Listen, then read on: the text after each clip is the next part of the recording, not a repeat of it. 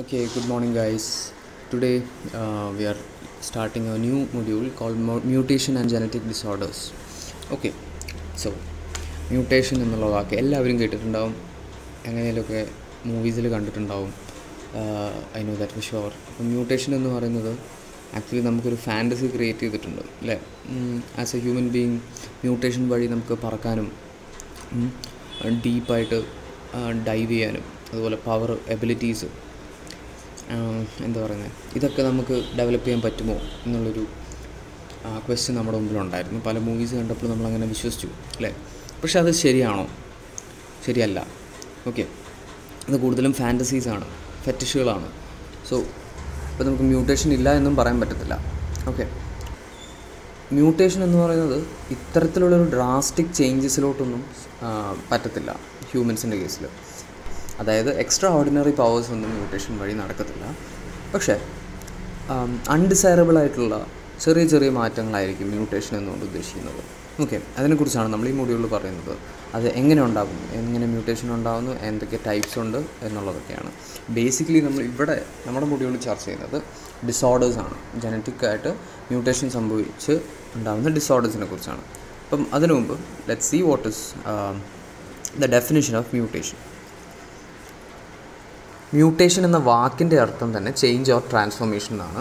അപ്പം ഒരു ഡെഫിനേഷൻ എന്ന് പറഞ്ഞാൽ it refers to change in chromosomes and genes which typically manifest physically. Okay, physically നമുക്ക് കാണാൻ പറ്റുന്ന അല്ലെങ്കിൽ എന്തെങ്കിലും മാനിഫെസ്റ്റ് ചെയ്യുന്ന രീതിയിൽ ഉണ്ടാകുന്ന ക്രോമസോമിലെയോ അല്ലെങ്കിൽ ജീനിലെയോ വരുന്ന ചേഞ്ചസിനെയാണ് മ്യൂട്ടേഷൻ എന്ന് ഡിഫൈൻ ചെയ്തിരിക്കുന്നത്. ഓക്കെ, വേറൊരു ഡെഫിനേഷനാണ് sudden and unexpected change in genetic material of organism. Okay, അപ്പം പെട്ടെന്നുള്ളതും അൺഎക്സ്പെക്റ്റഡ് ആയിട്ടും നടക്കുന്നൊരു പ്രോസസ്സാണ്. ആൻഡ് ഇത് നമ്മുടെ നോർമൽ ഫങ്ഷനിങ്, ഒരു സെല്ലിൻ്റെ നോർമൽ ഫങ്ഷനിങ്ങിനെ ബാധിക്കുന്നു. ജനറ്റിക് മെറ്റീരിയൽ ഓഫ് ദ ഓർഗാനിസമാണ് എഫക്റ്റ് ആവുന്നതെന്ന് പറഞ്ഞു. അപ്പോൾ ഏതായിരിക്കും? DNA ആണ് എഫക്റ്റഡ് ആവുന്നത്. അപ്പം DNAയിൽ ഒന്നെങ്കിൽ ജീനോ അല്ലെങ്കിൽ ക്രോമസോമോ ആണ് എഫക്റ്റ് ആവുന്നത്. അപ്പം as we told mutations spontaneous എന്ന് പറഞ്ഞു. അപ്പം ജീനോ ക്രോമസോമോ ആണ് എഫക്റ്റ് ആവുന്നത്. അപ്പം അതുകൊണ്ട് തന്നെ അതിനെ രണ്ട് ബേസിസിൽ നമുക്ക് ക്ലാസിഫൈ ചെയ്യാം. ഒന്ന് ജനറ്റിക് ബേസിൽ, ഒന്ന് ക്രോമസോം മ്യൂട്ടേഷൻ എന്നും പറഞ്ഞിട്ട് നമുക്കതിനെ ക്ലാസിഫൈ ചെയ്യാം. അത് നമുക്ക് DNAയിലോട്ട് സൂക്ഷിച്ച് പോകാം. ഓക്കെ, ഈ ഒരു പോർഷൻ എടുക്കുക. DNAൻ്റെ നമുക്ക് പറയാം ഈ ഒരു പാർട്ട് വേറൊരു പാർട്ടിലോട്ട് ചേഞ്ച് ചെയ്യുന്നു. ഒരു പോസിബിലിറ്റി പറയുകയാണെങ്കിൽ ഇതിൽ ഒരു ബേസ് പെയർ ഡിലീറ്റ് ആവുന്നു, അല്ലെങ്കിൽ ഒരു എക്സ്ട്രാ പെയർ ഇൻസേർട്ട് ആവുന്നു.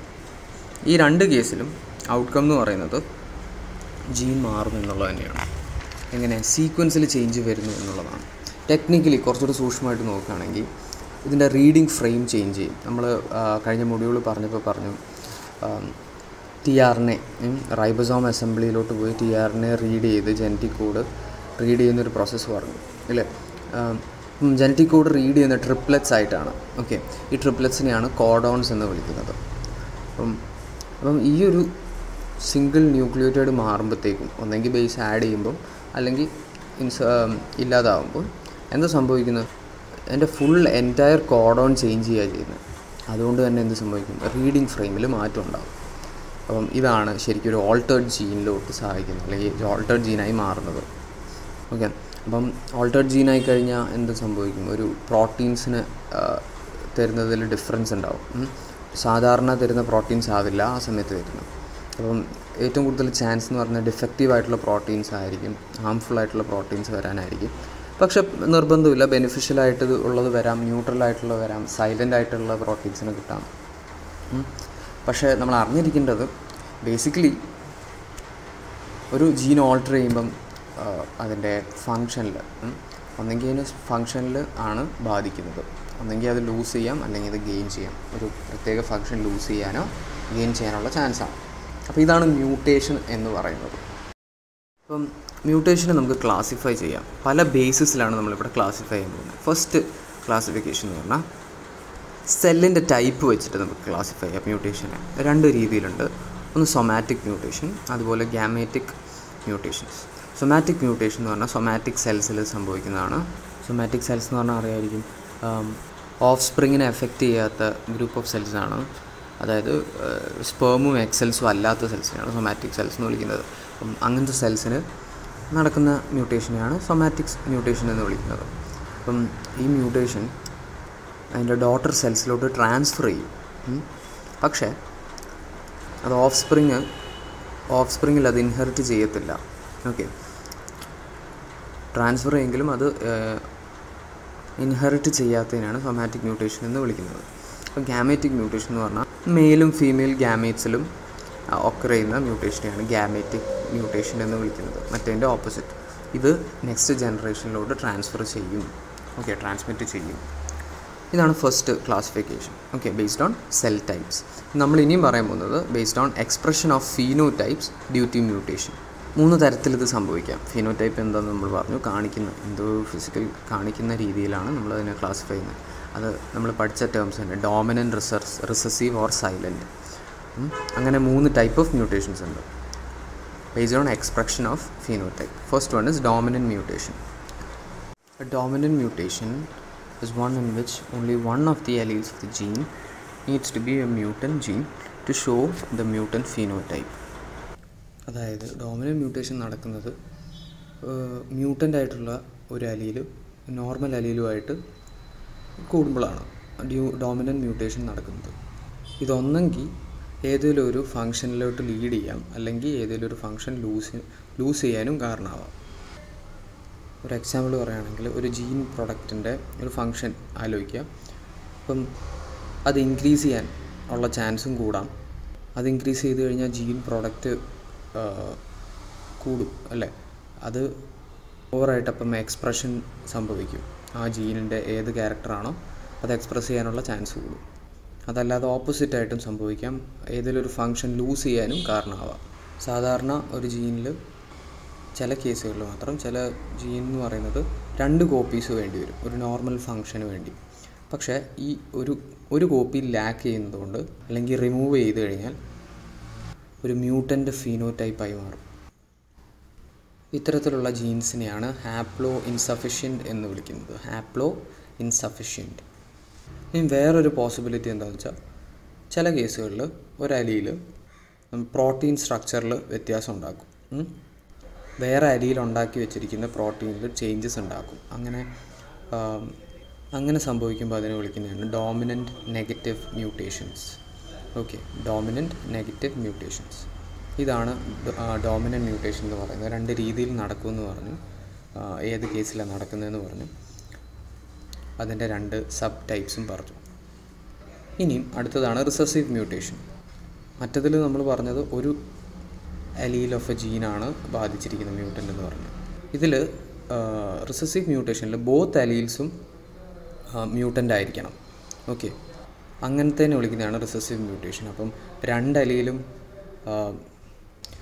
മ്യൂട്ടൻ്റ് ആണെന്നുണ്ടെങ്കിൽ മാത്രമേ ഒരു മ്യൂട്ടൻ്റ് ഫീനോടൈപ്പിനെ കിട്ടത്തുള്ളൂ. അതായത് കാണാൻ പറ്റുള്ളൂ, അതിൽ ക്യാരക്ടേഴ്സിൽ കാണാൻ പറ്റുള്ളൂ. റിസസീവ് ജീൻ എന്താ ചെയ്യുന്നത് വെച്ചാൽ, എഫക്റ്റഡ് ആയിട്ടുള്ള ജീൻസ് അതിനെ ഇന്നാക്ടിവേറ്റ് ചെയ്യും. എന്നിട്ട് അതിൻ്റെ ആ ഫങ്ഷനെ ലൂസ് ചെയ്യിപ്പിക്കും. ഫങ്ഷൻ ലോസ് ഉണ്ടാവും. ഓക്കെ, ഇവിടെയും ഒരു പ്രോട്ടീനെ ഓൾട്ടർ ചെയ്യുക എന്നുള്ളതാണ്. ഒരു പ്രോട്ടീൻ സ്ട്രക്ചറിനെ ഓൾട്ടർ ചെയ്തിട്ടായിരിക്കും ഈ ഒരു റിസസീവ് മ്യൂട്ടേഷൻ സംഭവിക്കുന്നത്. അങ്ങനെയാണ് അതിൻ്റെ ഫങ്ഷൻ ലൂസ് ചെയ്യുന്നത്. അപ്പം ബേസിക്കലി റിസസീവ് മ്യൂട്ടേഷൻ നമ്മൾ പറഞ്ഞത് ലോസ് ഓഫ് ഫങ്ഷനാണ്. മറ്റതിൽ 2ഉം വരാം, ഡോമിനൻറ്റ് മ്യൂട്ടേഷൻ. 3ാമത് വരുന്നതാണ് silent mutation. Okay, silent mutation എന്നുള്ള വാക്യം തന്നെയുണ്ട്. ചില കേസുകളിൽ നമ്മൾ നേരത്തെ മൊഡ്യൂളിൽ പഠിച്ച പോലെ ചില ബേസുകൾ മാറിയാലും സബ്സ്റ്റിറ്റ്യൂട്ട് ചെയ്താലും വലിയ വ്യത്യാസങ്ങളൊന്നും സംഭവിക്കത്തില്ല. ഫോർ എക്സാമ്പിൾ പറയുകയാണെങ്കിൽ ATC അതല്ലെങ്കിൽ AT എന്ന് പറഞ്ഞ ബേസ് പെയർസൊക്കെ അതിൻ്റെ അവസാനത്തെ ലെറ്റർ, ഇപ്പം ATTയുടെ അവസാനത്തെ ലെറ്ററായ T മാറിയിട്ട് ഒരു C ആവുകയാണ്, അല്ലെങ്കിൽ ഒരു A ആവുകയാണ്. Okay, C or A nucleotide ആവുകയാണെന്നുണ്ടെങ്കിൽ വലിയ വ്യത്യാസങ്ങൾ സംഭവിക്കില്ല. എല്ലാം സെയിം ആയിട്ട് തന്നെ ഉണ്ടാവും, സെയിം പ്രോട്ടീൻ തന്നെ ആയിരിക്കും കിട്ടുന്നത്. ഇത് ചില കേസുകളിൽ മാത്രമേ ഉള്ളൂ. അപ്പോൾ മ്യൂട്ടേഷൻ എന്ന് പറയുന്നത് അൺഡിറ്റക്റ്റഡ് ആയിരിക്കും, അല്ലെങ്കിൽ സൈലൻ്റ് ആയിരിക്കും. ഓക്കെ, അപ്പോൾ നോക്കുമ്പോൾ ഒരു ന്യൂക്ലിയോടൈഡിലെ സ്ട്രക്ചറിൽ ഡിഫറൻസ് ഒക്കെ ഉണ്ടാവാം, പക്ഷേ അതിൻ്റെ ക്യാരക്ടർ സെയിം ആയിരിക്കാം, അല്ലെങ്കിൽ സൈലൻ്റ് ആയിരിക്കാം, അത് ഫിനോടൈപ്പായി മാറണമെന്നില്ല. അങ്ങനത്തെ കേസുകൾക്കാണ് സൈലൻറ്റ് മ്യൂട്ടേഷൻ എന്ന് പറയുന്നത്. ഇതിലെ 3 കേസുകളിലും നമ്മൾ പറഞ്ഞു ഡോമിനൻ്റ് ആണെങ്കിലും റിസസീവ് ആണെങ്കിലും സൈലൻ്റ് ആണെങ്കിലും ഒരു ജീനിൻ്റെ സ്ട്രക്ചറിനെ അത് ബാധിക്കും, അല്ലെങ്കിൽ ഒരു ക്രോമസോമൽ മെറ്റീരിയൽ ഡിഫറൻസ് ഉണ്ടാക്കും. അത് തന്നെ അങ്ങനെ മാറ്റുന്ന സ്ട്രക്ചറൽ ചേഞ്ചസ് ഉണ്ടാക്കുന്നതിന് നമുക്ക് ക്ലാസിഫൈ ചെയ്യാൻ പറ്റും. അതാണ് നമ്മൾ അടുത്ത് നോക്കാൻ പോകുന്നത്. അതിന് point mutations, ആംപ്ലിഫിക്കേഷൻസ്, deletion and translocation എന്നൊക്കെയാണ് വിളിക്കുന്നത്. നമ്മളിനിയും പറയാൻ പോകുന്നത് സ്ട്രക്ചറൽ ഡിഫറൻസ് ആണ്. അപ്പോൾ അതിൽ first one is point mutation. Point mutation എന്ന് പറയുന്നത്, അല്ലെങ്കിൽ സബ്സ്റ്റിറ്റ്യൂഷൻ എന്നും അതിനെ വിളിക്കും, is where single nucleotide base is changed. Okay, inserted വഴിയോ അല്ലെങ്കിൽ ഡിലീഷൻ വഴിയോ ആ ഡി എൻ എയിലെ സീക്വൻസിൽ ഒരൊറ്റ ന്യൂക്ലിയോടൈഡ് മാറും. ഡി എൻ എയിലെ ന്യൂക്ലിയോടൈഡ് മാറിക്കഴിഞ്ഞാൽ ആർ എൻ എൻ്റെ മാറും, ആർ എൻ എൻ്റെ മാറിക്കഴിഞ്ഞാൽ പ്രോട്ടീൻ്റെ മാറും. അപ്പം അതെങ്ങനെയാണെന്നുള്ളത് ടെക്നിക്കലി നോക്കുവാണെങ്കിൽ നിങ്ങൾക്ക് ഇമേജ് കണ്ടറിയാം. ഓക്കെ, ഡി എൻ എ ഒരു CTCC എന്ന് പറഞ്ഞൊരു ഡി എൻ എ ആണ്. ഇതിൽ ഒരു D N A base replace ചെയ്യും. അപ്പം നോർമലി ഇങ്ങനെയാണ് അതിന് വരുന്നത്, ആർ എൻ എ വരുന്നതും അതിൻ്റെ പ്രോട്ടീൻ ഇങ്ങനെയായിട്ട് മാറുന്നത് 3 ഗ്ലൂട്ടോമേറ്റ് അമിനോ ആസിഡായിട്ടാണ് നമുക്ക് കിട്ടുന്നത്. പക്ഷേ ഇതിൻ്റെ ഈ ഇമേജ് നോക്കുക. അപ്പോൾ ഇതിൻ്റെ തയമിൻ ബേസ് മാറി ഒരു അഡനിൻ ബേസുമായിട്ട് റിപ്ലേസ് ചെയ്തു. ഓക്കെ, അപ്പം ഒരു ന്യൂക്ലിയോടൈഡ് ചേഞ്ച് ചെയ്തു. ഈ ന്യൂക്ലിയോടൈഡുള്ള ചേഞ്ച് ആർ എൻ എയുടെ ന്യൂക്ലിയോടൈഡ് മാറ്റി, എന്നിട്ട് അൾട്ടിമേറ്റ്ലി അത് അമിനോ ആസിഡിലും ഡിഫറൻസ് ഉണ്ടാക്കി. 3 ഗ്ലൂട്ടോമേറ്റ് ആയിരുന്നു, അവിടെ വേറൊരു അമിനോ ആസിഡ് വരികയും ചെയ്തു. അപ്പം this is how point mutation works. ഒരൊറ്റ ന്യൂക്ലിയോടൈഡ് ഒരൊറ്റ D N A base replace ചെയ്യുന്നതിനാണ്, വേറൊരു ബേസുമായിട്ട് റിപ്ലേസ് ചെയ്യുന്നതിനെയാണ് പോയിൻറ്റ് മ്യൂട്ടേഷൻ എന്ന് വിളിക്കുന്നത്. ഇതിനൊരുപാട് എഫക്ട്സ് ഉണ്ട്. Okay, as A human being ഇങ്ങനെ വന്നു കഴിഞ്ഞാൽ പ്രോട്ടീൻ പ്രൊഡക്ഷനിലെയും കോമ്പോസിഷനിലെയും ഫങ്ഷനിലെയും ഡിഫറൻസ് ആണ് നമ്മളിവിടെ സംസാരിച്ചുകൊണ്ടിരുന്നത്. അപ്പം ഒരുപാട് പ്രശ്നങ്ങളുണ്ട്, ഒരുപാട് ഡിസീസുകളുണ്ടാകും. Like sickle cell anaemia, colour blindness ഒക്കെ ഉണ്ടാകുന്നത് ഇതുകൊണ്ടാണെന്നാണ് പറയുന്നത്. അപ്പം സിക്കിൾ സെൽ അനീമിയ ഒരു പോയിൻറ്റ് മ്യൂട്ടേഷൻ്റെ കാരണമാണ്. ആൽഫ ഗ്ലോബിൻ എന്ന് പറഞ്ഞിട്ട് ഒരു ചെയിനുണ്ട് ഹീമോഗ്ലോബിനിൽ. Hydrophilic amino acid hydrophobic amino ആസിഡായിട്ട് മാറും അതിൻ്റെ 6ാമത്തെ പൊസിഷനിൽ. അപ്പം ഇതാണ് ആക്ച്വലി സിക്കിൾ സെൽ അനീമിയയ്ക്ക് കാരണമാകുന്നത്. ഇതെന്തുകൊണ്ട് ഇങ്ങനെ സംഭവിക്കുന്നത്, എന്തുകൊണ്ടാണ് ഒരു ന്യൂക്ലിയോടൈഡ് മാറുന്നത് എന്നുള്ളത്, അല്ലെങ്കിൽ ഒരു ബേസ് പെയർ മാറുന്നത് എന്നുള്ളത് ചോദിക്കുവാണെങ്കിൽ അത് പല ഫാക്ടേഴ്സ് ഉണ്ട്. ഓക്കെ, അപ്പം ലോ ഓക്സിജൻ കണ്ടീഷനിൽ ജീവിക്കുന്ന ആൾ ഹൈ ഓൾട്ടിറ്റ്യൂഡിലൊക്കെ ആണെന്നുണ്ടെങ്കിൽ ഇതിനുള്ള ചാൻസ് കൂടുതലാണ്. അപ്പം പയ്യെ അതിൻ്റെ അമിനോ ആസിഡിലെ പൊസിഷനിലെ ഡിഫറൻസ് വരുന്നു, അല്ലെങ്കിൽ ചെയിനിലെ സ്ട്രക്ചറിൽ ഡിഫറൻസ് വന്നു കഴിഞ്ഞാൽ പയ്യെ നമ്മുടെ റെഡ് ബ്ലഡ് സെൽസ് മാറി സിക്കിൾ ഷേപ്പായി മാറും. ആൻഡ് അത് ഇലാസ്റ്റിസിറ്റി കൂട്ടും. അങ്ങനെയാണ് പയ്യെ സിക്കിൾ സെൽ അനീമിയായി മാറുന്നത്. പിന്നെ കളർ ബ്ലൈൻഡ്നെസ് എല്ലാവർക്കും അറിയാം. പച്ച കണ്ട നീല, നീല കണ്ട ചുവപ്പ്, അത്രയൊന്നും ഇല്ലെങ്കിലും ചെറിയൊരു കളർ ബ്ലൈൻഡ്നെസ് വരുന്നതിന് കാരണം പോലും ഇതാണ്, മ്യൂട്ടേഷനാണ്. അപ്പം അതിൽ പോയിൻറ്റ് മ്യൂട്ടേഷനാണ് സംഭവിക്കുന്നത്. നമ്മുടെ കണ്ണിലെ കോൺസിലുള്ള റെഡോ ഗ്രീൻ കോണിലുള്ള ഡിഫറൻസാണ്, അല്ലെങ്കിൽ ലോസാണ് ഇതിന് കാരണമാകുന്നത്. അപ്പം അവർക്ക് കളറിനെ ഡിസ്റ്റിങ്വിഷ് ചെയ്യാനുള്ള കഴിവ് നഷ്ടപ്പെടുന്നു. അപ്പം നമ്മുടെ ഹ്യൂമൻ ഐയിൽ 3 എണ്ണം ഉണ്ടെന്നറിയാം, റെഡ്, ഗ്രീൻ, ബ്ലൂ, RGB. അതാണ് നമ്മുടെ കളറിനെയൊക്കെ സഹായിക്കുന്നത്. അത് പക്ഷേ ഇവർക്ക് ഉണ്ടാവില്ല. അപ്പം അതിൽ ഡിഫറൻസ് ഉണ്ടാകും, കാരണം പോയിൻറ്റ് മ്യൂട്ടേഷനാണ്. പിന്നെ ബാക്കിയുള്ള ടൈപ്സ് ആംപ്ലിഫിക്കേഷൻ, ഡിലീഷൻ, ട്രാൻസ്ലൊക്കേഷൻ എന്ന് പറയുന്നത് ജീൻസിലുണ്ടാകുന്ന ലാർജ് സ്കെയിൽ ഡിഫറൻസുകളാണ്. ഇവിടെ എന്ത് സംഭവിക്കുക, ആംപ്ലിഫിക്കേഷൻ മ്യൂട്ടേഷൻ സംഭവിക്കുകയാണെങ്കിൽ ഒരുപാട് ജനറ്റിക് മെറ്റീരിയൽസിൻ്റെ മൾട്ടിപ്പിൾ കോപ്പീസ് ഉണ്ടാവാം. അങ്ങനെയാണ് ആംപ്ലിഫിക്കേഷൻ സംഭവിക്കുന്നത്. ഡിലീഷൻ്റെ കേസിൽ ഒരു വലിയ ഒരു huge group of genetic material remove ആവും. അതാണ് ഡിലീഷൻ. ആ പേര് ഓർത്താൽ മതി. ചില കേസുകളിൽ ഈ ജീനും ഡിഫറെൻറ്റ് ക്രോമസോമിലോട്ട് ട്രാൻസ്ലൊക്കേറ്റ് ചെയ്യാം, ലൊക്കേഷൻ മാറാം, അല്ലെങ്കിൽ റീഇൻസേർട്ട് ചെയ്യാം, അല്ലെങ്കിൽ അത് ഫ്ലിപ്പായി മാറാം, ഇൻവേർട്ടഡായിട്ട് ക്രോമസോമിൽ ഡിഫറൻസുകൾ ഉണ്ടാക്കാം. അപ്പോൾ എന്ത് സംഭവിക്കുന്നത്, ജീൻസിലും അതിൻ്റെ കെമിക്കൽസിലും ഇംബാലൻസ് സംഭവിക്കും. അപ്പോൾ അതിൻ്റെ റെഗുലേഷൻ നഷ്ടപ്പെടും, ഒരു സെഗ്മെൻറ്റ്സിലെ റെഗുലേഷൻ നഷ്ടപ്പെടും. അതാണ് ആക്ച്വലി സ്ട്രക്ചറൽ ചേഞ്ചസ് കൊണ്ടുണ്ടാകുന്ന മ്യൂട്ടേഷൻസിനെ ക്ലാസിഫൈ ചെയ്യുന്ന 4 ടൈപ്സ്. നമ്മൾ പറഞ്ഞു point mutation, amplification, deletion and ട്രാൻസ്ലൊക്കേഷൻസ്.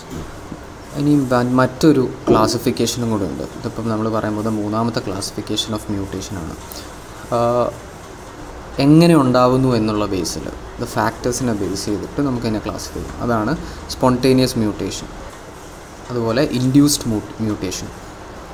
Spontaneous mutation എന്ന് പറഞ്ഞു കഴിഞ്ഞാൽ ബയോളജിക്കൽ പ്രോസസ്സ് കൊണ്ടുണ്ടാകുന്നത്, നാച്ചുറൽ ബയോളജിക്കൽ പ്രോസസ്സ് കൊണ്ടുണ്ടാകുന്ന എറേഴ്സിനെയാണ് സ്പോണ്ടേനിയസ് മ്യൂട്ടേഷൻ എന്ന് വിളിക്കുന്നത്. നമ്മുടെ ബോഡിക്കുള്ളിൽ നാച്ചുറലി സംഭവിക്കുന്നത്. പക്ഷേ ഇൻഡ്യൂസ്ഡ് മ്യൂട്ടേഷൻ എന്ന് പറഞ്ഞാൽ എൻവയൺമെൻറ്റൽ ചേഞ്ചസ് കൊണ്ടുണ്ടാകുന്നത്. അത് DNA സ്ട്രക്ചറിൽ മാറ്റം ഉണ്ടാകും. നമ്മൾ നേരത്തെ പറഞ്ഞു അതിൻ്റെ സിക്കിൾ സെൽ അനീമിയൻ്റെ കാര്യത്തിൽ ഹൈ ഓൾട്ടിറ്റ്യൂഡ് ജീവിക്കുന്നവർക്ക് വരുന്ന ഡിഫറൻസ്, അങ്ങനെ ഉള്ളൊരു ചേഞ്ചിനെയാണ്, അല്ലെങ്കിൽ എൻവയൺമെൻറ്റ് നമ്മൾ DNA സ്ട്രക്ചറിൽ മാറ്റുന്നതിനാണ് ഇൻഡ്യൂസ്ഡ് മ്യൂട്ടേഷൻ എന്ന് വിളിക്കുന്നത്.